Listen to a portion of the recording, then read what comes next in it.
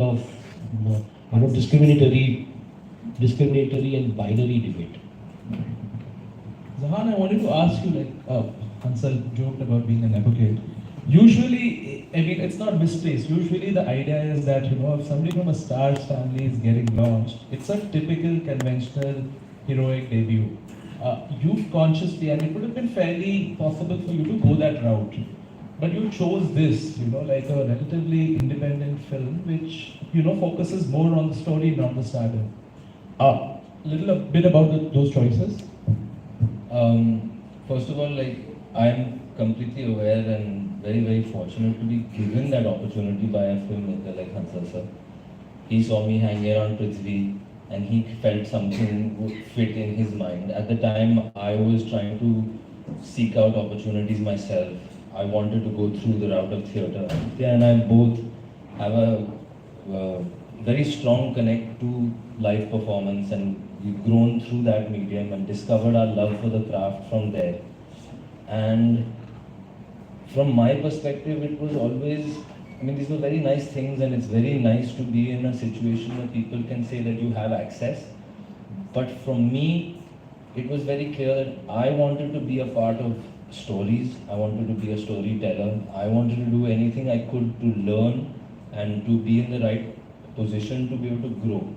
Hansal sir offered an opportunity of, like he said, it is a part of his process of discovering stories, discovering a character, understanding what makes them tick, a flawed sense of humanity, of how people just struggle with these questions with their lives. And I think all of his movies somehow always find that rust.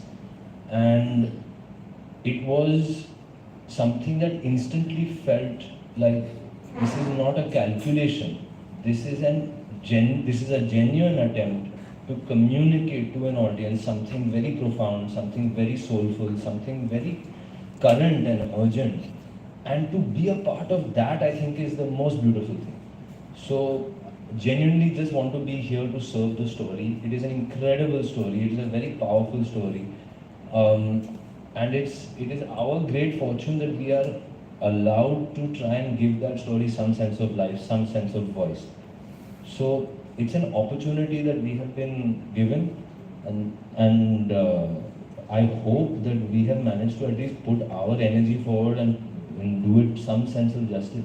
So it's not about making choices as much of it as it is about hopefully just leading from the heart. Yeah. Very well said. Aditya, I wanted to ask the part that you play of Nibras.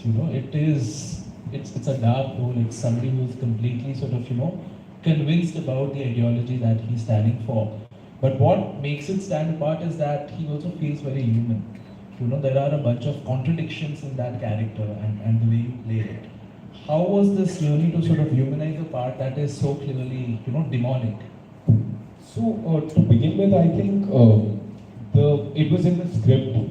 It was in Sir's brief as well. The idea that these are not your run-of-the-mill Khukhar terrorists that you watch in cinema very often. They are human beings. They are, in many ways, lost boys. Sir mentioned the point about religion. Religion can lead to a lot of good, but it can also lead to a lot of bad, because it's about how you react to it as an individual, right? Eventually, it's, as you would say, it's a zaria of getting to some place, right? So I think it was from the get-go, the idea was always to humanize them, because they are, they're lonely, they're lost, they're angry, they're unfortunate that at a particularly vulnerable moment in their lives, they had the wrong person put an arm around their shoulder. That is the real tragedy. And that was something that Hansal sir was very conscious of, was very intent on from the get-go. It's there in the script. I mean, you see the first scene, and we've often spoken about it, where you get that these are boys, they're kids. They could have very well been going to a college match or a football match or something like that. So I think it was always there. And the opportunity to sort of dig into that and go deeper and deeper into, the person that the character I'm playing, as opposed to the external action of going and shooting up a cafe, holding people hostage. I think it was always the intent was always there from the get go. But I will say that was I inherited it in many ways as opposed to sort of initiating it. Right. Hansa, I wanted to ask you for you to sort of, from a direction perspective, for about nearly 120 minutes, you're confined in one space in the film. You're held hostage with the people who are held hostage there, even as a viewer.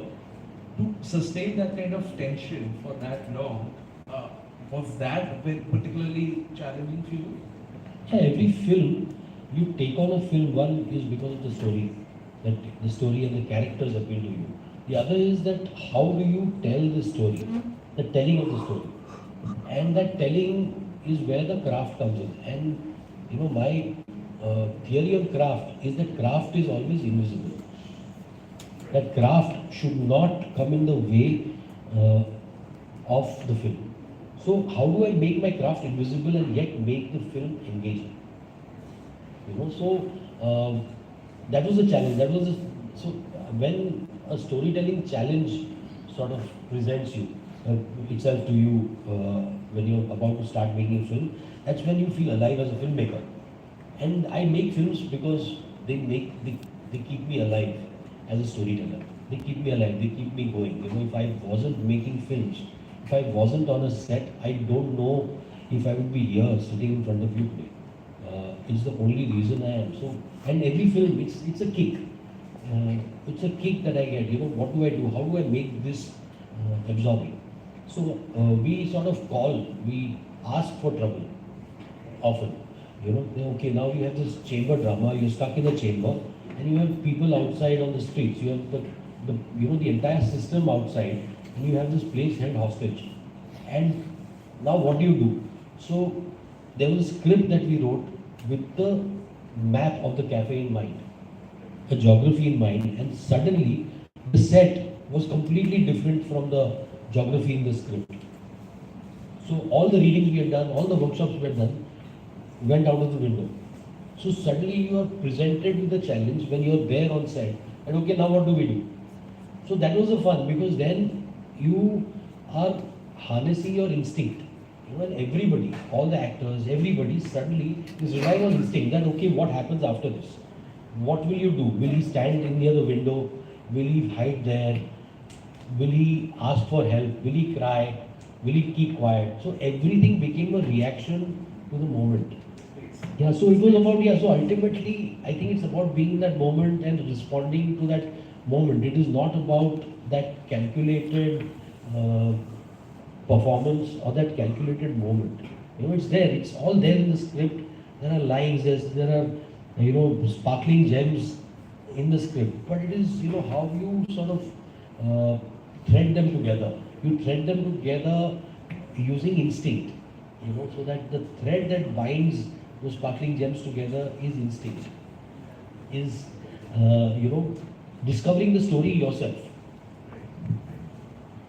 To talk about the release of the film, it's releasing in limited screens on Feb 3rd. What was the thought behind that? Because it's a conscious decision to ensure that you scale up as we go along. Or how did you and producer Anubhav Sinha arrive at that decision?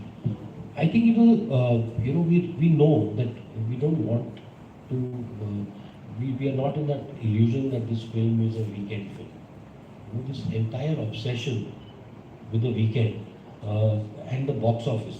I mean, the box office ultimately is the business of those who have invested in the film. So the yardstick that the box office becomes a yardstick for a film's success or its quality is something that has always,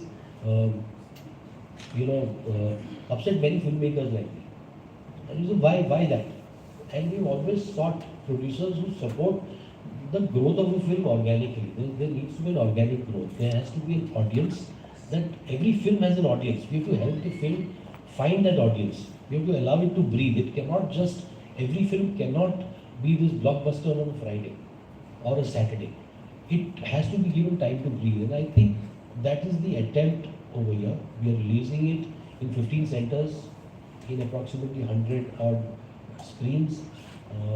And these are select theaters and premium shows, and we want audiences to discover the film slowly. As more and more audiences go to the theatre, talk about it, have conversations, and the audience, let the audience grow. So I mean, we are trying to I won't say reinvent the game, but to try and find an audience for these films that we make. We want these films to, Faraaz could have very easily been a film that would go directly to OTT. But the cinematic experience of Faraaz, every film, while there's a spectacle film, there's an RRR, there's a Pathan, there's also a Faraaz, which is also to be enjoyed on the big screen. The tension, the immersive nature of the film is something, the sound, the entire, so there is a spectacle which is different from the spectacle that you've seen on Mission Impossible, but yet it is a spectacle. It is meant for the big screen, and we want this film to be enjoyed by audiences, not enjoyed, but at least I want the audiences to get immersed in the experience. Hansal, now this is a question for all three of you before we open it up to the media. There is a narrative that's also emerged that, why, is an Indian filmmaker making a film called Bangladesh, and the slippery slope there is, are we profiting off the trauma of other people without, are we the right people to tell that story? Now, I personally feel that's not a very smart argument, but how do you react to accusations such as those? I don't even give attention to that. I mean, a story is a story. A story that appeals to me has obviously has a more universal appeal than that one local story. That is the reason the film is made in Hindi, so that I could take this story. I felt that this story had a global resonance. This whole argument of the good Muslim versus the bad Muslim, which has been co-opted by those who want to incite hatred, who want to encourage bigotry. We need to co-opt that.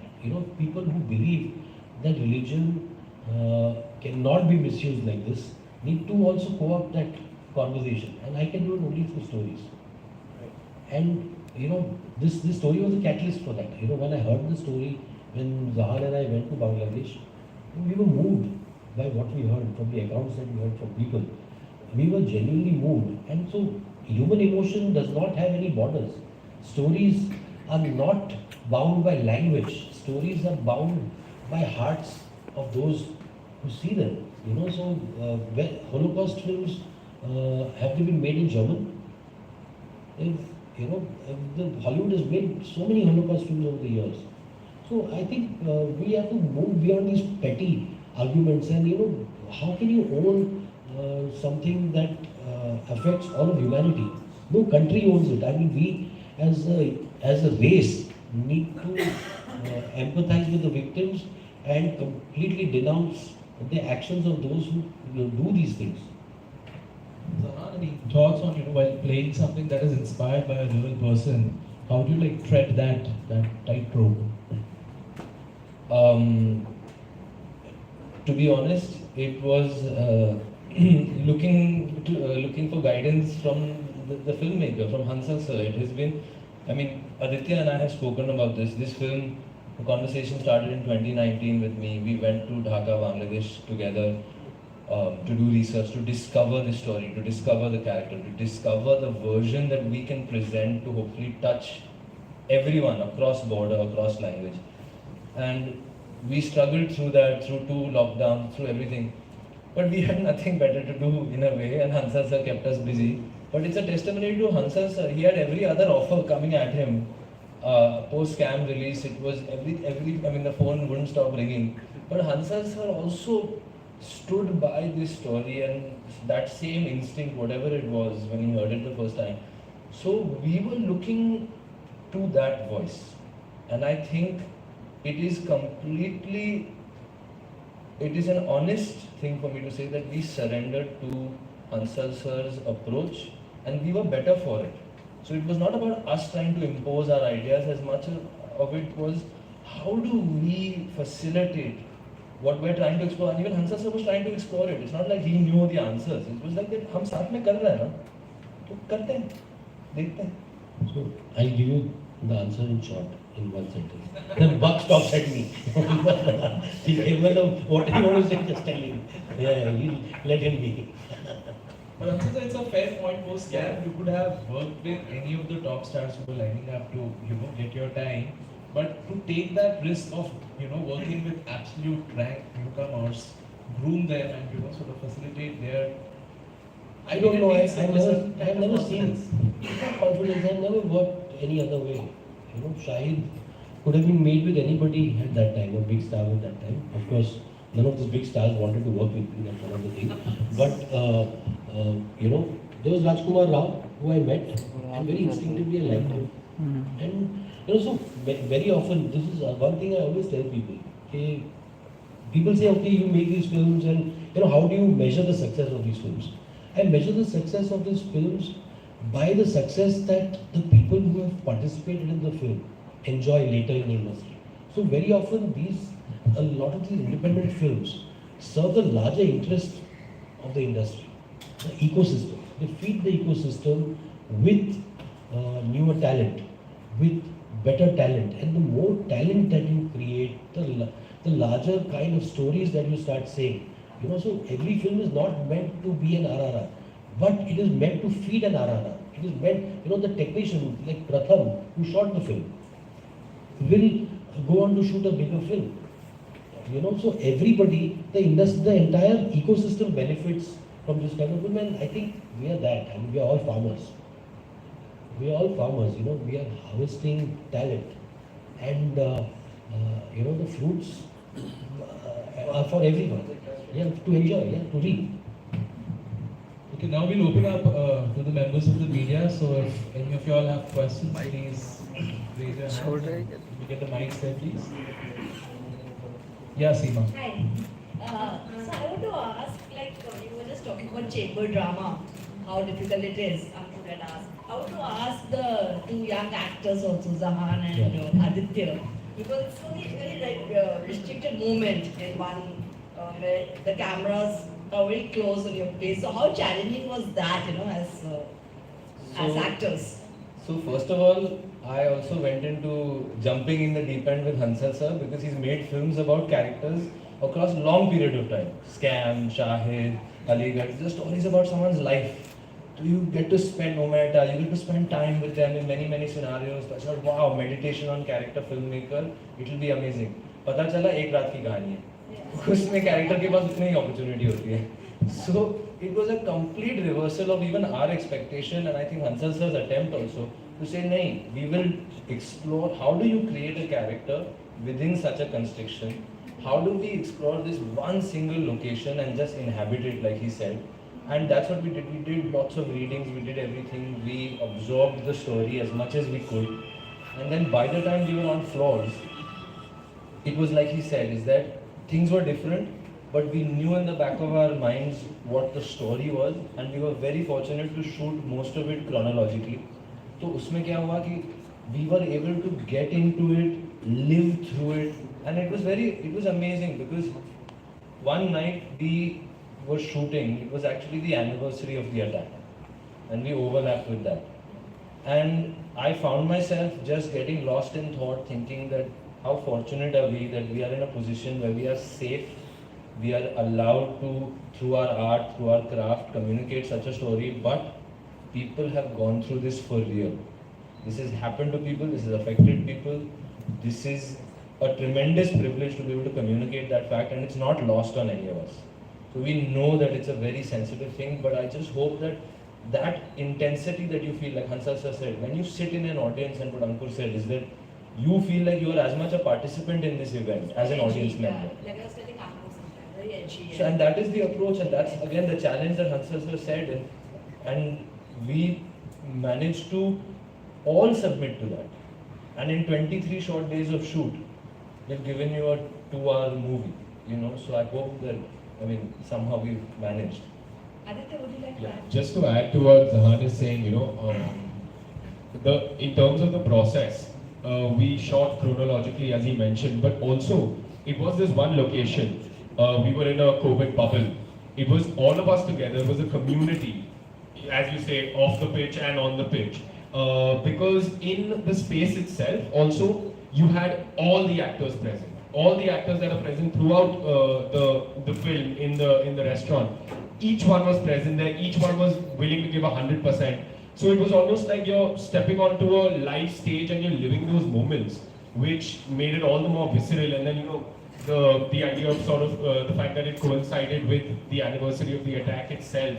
All of those things, I think it helped us sort of bring it to life in a manner that I don't think we would have been able to otherwise. So there are, I suppose, advantages of telling a long drawn out story over a long period of time over different locations, but the advantages in terms of process of doing this chamber drama chronologically while having everyone present at all times. Whenever you turn the camera, there is life. So that aspect just made it so much, I don't want to say easier, but it helped us sort of bring it to life, I guess, in a more effective manner. Just one more question for answers. We're reading about these two victims' mothers filing an appeal challenging the release of the film. So what happened? See, I always maintain one thing, that we have put our faith in the judiciary. They filed an appeal. We have put our faith in the judiciary. We have done whatever is well within our rights, whatever is correct. We made the film with sensitivity.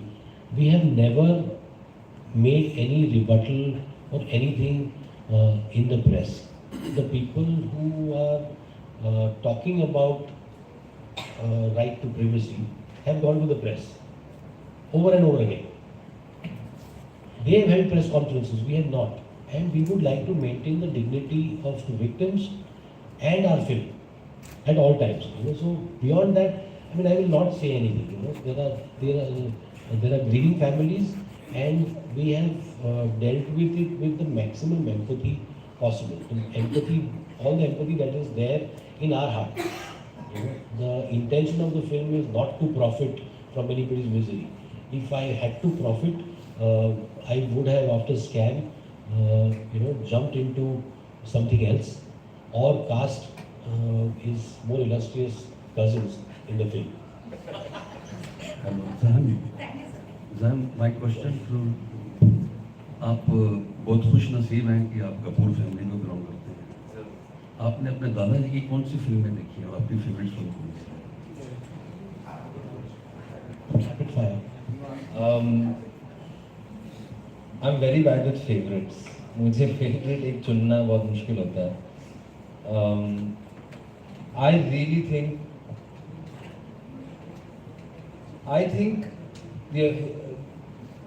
दादाजी की जो career है जो थी, in terms of how he did commercial cinema, international cinema, फिर produce किए थे अपने फिल्म वालास के, that shows his sensitivity to, it is not one versus the other. ऐसा नहीं है कि one picture is better than the other. ऐसा नहीं है कि commercial cinema में दम है क्योंकि audience जाती है. ऐसा नहीं है कि art cinema में या art house या जो भी कहो, parallel cinema या alternative cinema, उसमें हकीकत है, reality होती है, वो सारी चीज़ें होती है, grit है, तो that is better. नहीं, वो बात ही नहीं है. If we can serve the story, if we can participate and have the opportunity to participate with good filmmakers and good storytellers, every story will find its version, find its audience, hopefully. So the idea is just to hopefully, if I can, is learn from that teaching and carry forward and participate with my best intention, with my best effort. Hansalji? And you will be watching many more films of him. I love watching films. तो मैं सारे picture देखता हूँ. I watch all kinds of cinema and I will continue to watch because I love it. His grandfather has been an inspiration for an entire generation, particularly for the films that he produced. Yes. At a time when there was so much of, when he himself was in all those big commercial blockbusters with Mr. Bachchan, he made films like Junoon, 36 Chaurangi Lane. Those films, so that's what, see this argument of the box office versus, कि आपको 36 चौरंगी लेन का box office मालूम है, किसी को नहीं मालूम है, but the film is remembered. you know. So ultimately what you do, what Shashi Kapoor has left behind is a legacy that is way beyond what the film did on a weekend. And वही है, films leave behind much more than that. Stories resonate far beyond जो एक वो गिनती, मतलब investors पे जो है ना, जो ट्रेडिंग करते हैं उन पे छोड़ दीजिए। इसी से जुड़ा हुआ मेरा सवाल है, जी। अंतर जीवन, अगर आप भावना शर्मा नवभारत, जी जी। हाँ, अगर आपके सिनेमा की बात करें, अभी आपने 36 चौरंगी लेन और उनकी बात की, तो आपका सिनेमा भी ऐसा ही है जो चौंकाता है हर बार। और आपने भी कभी आप जिस मुकाम पे हैं वहाँ पर आप बहुत सीधी सादी अच्छी कमर्शियल फिल्म बना सकते हैं, लेकिन आपकी जिद हमेशा रहती है आप एक नया subject, challenging subject, thought provoking subject को कमर्शियल बनाने की जिद आपने हमेशा की और कई बार आप सक्सेसफुल भी रहे। लेकिन क्या बॉक्स ऑफिस के आंकड़े आपको कभी डराए हैं? नहीं, मुझे डर बॉक्स ऑफिस के आंकड़ों का, जो ऑडियंस के लोग जो उसका हवा बनाते हैं ना, मुझे डर उससे है कि वो फिल्म के मेरिट्स को छोड़कर वो बॉक्स ऑफिस के आंकड़ों से उनको, ये जो तुलना होती है ना बॉक्स ऑफिस के नंबर से फिल्म की क्वालिटी की, उस तुलना से मुझे डर से ज़्यादा मुझे उस चीज़ से मुझे घृणा है उस चीज़ की। और मुझे देखिए, मैं भी कमर्शियल फिल्म ही बनाता हूँ। कमर्शियल फिल्म क्या होती है मेरे लिए कमर्शियल फिल्म वो होती है जिसमें फिल्म के इन्वेस्टर्स पैसे गंवाते नहीं हैं इन द लॉन्ग रन। तो मेरा मानना है कि मेरी फिल्म्स पैसे गंवाती नहीं है। हाँ, वो मतलब आप उसमें मेरे बड़े पोस्टर्स नहीं देखेंगे कि 300 करोड़ 250 करोड़, नहीं देखेंगे और मुझे कोई गिला नहीं है उसका। लेकिन आप अगर 10 साल बाद शाहिद को याद कर सकते हो, अगर 20 साल बाद कोई कहे कि इन्होंने अलीगढ़ बनाई थी, तो शायद मैंने अपना जो काम था, हर आदमी फिल्म मेकर अलग कारण से बनता है, मैं इसलिए बना था कि मुझे याद रखा जाए। मेरे जाने के बाद ना सिर्फ वसीयत में मैं इन कहानियों को छोड़ सकता हूँ। पैसे तो है नहीं उतने मेरे पास। हंसा जी, इस पिक्चर में जैसे कि आपने दिखाया ढाका में आतंकी हमला होता है, बचाया गया है, तो एक धर्म विशेष को लेकर अक्सर सवाल उठते रहते हैं कि बच्चों को मिसगाइड कर दिया जाता है, उनका ब्रेन वॉश कर दिया जाता है, जिसकी वजह से वो इस रास्ते पे चल पड़ते हैं। तो यहाँ आदित्य के कैरेक्टर में आपने कितनी उन चीज़ों को इन्वॉल्व किया है जो आने वाले बच्चों को, नई पीढ़ी को रोक सकेगा और धर्म के नाम पे जो उन्हें मिसगाइड किया जाता है वो नहीं होगा? देखिए, कोशिश हमारी ये रहती है कि फिल्म के ज़रिए